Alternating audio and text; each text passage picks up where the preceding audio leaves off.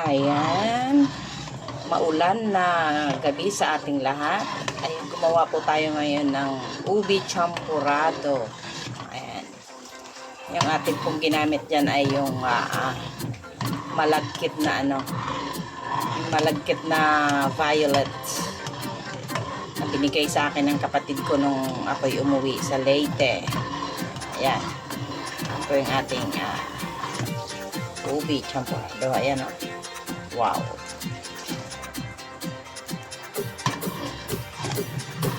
Pero hinaluan po natin yan ng kulay puti na ng kulay puti na malagkit kasi masyadong violet siya, guys. Kapag purong-purong ubi. Ayan. Lapit na siyang maluto.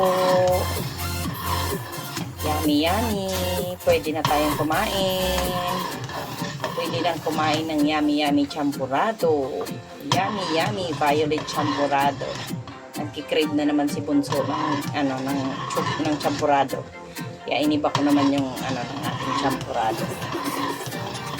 Pero na yan naluto na, guys, kasi nakikita niya, as you can see po, yung kulo niya ay sunod-sunod, at pag hinalo po natin ay lumalaban na po siya. Ayan.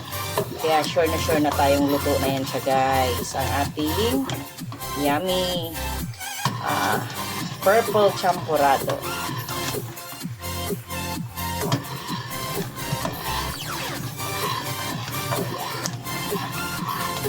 Tara, let's eat.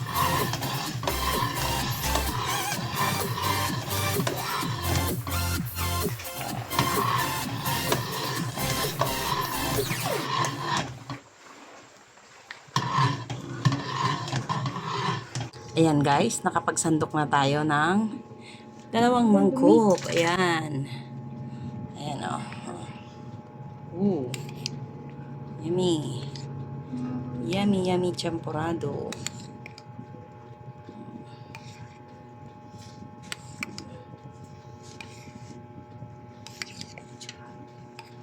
Tikman mo, anak, kung sakto lang yung tamis.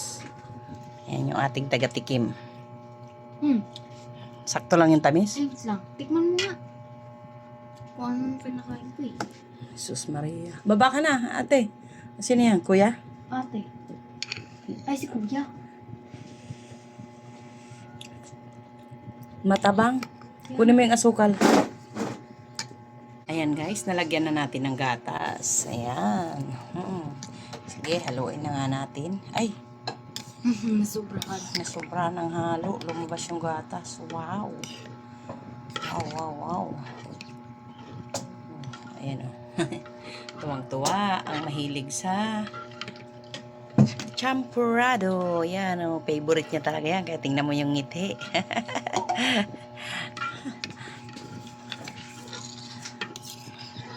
Yan ang favorite niya. Lagi niyang nare-request. Ma, magluto ka na ng champurado. Sige na, ma. Gusto kong kumain ng champurado. O, ayan na siya. Oh.